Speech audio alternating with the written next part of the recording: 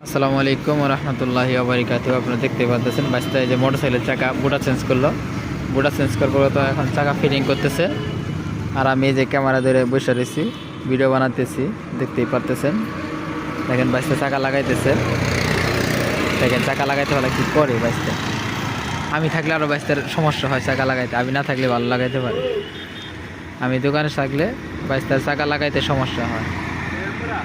আর আমি যখন দোকানে না থাকি তখন কিন্তু সব কাজই করে, কোনো সমস্যা নেই। আমি থাকলেই সমস্যা বেশি। ঠিক করতেছি অবস্থাটা।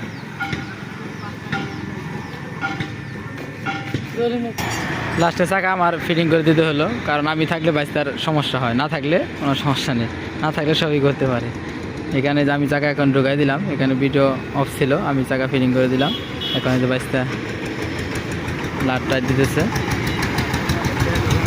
টিউবলেস চাকা মোটর সাইকেলের জেলের কারণে বুটা সিজ হয়ে যায়। এখানে যে বুটা চেঞ্জ করতে হয়, তখন চাকা খুলে পাল্টাইতে হয়। নাহলে আমরা মোটর সাইকেলের চাকা খুলি না।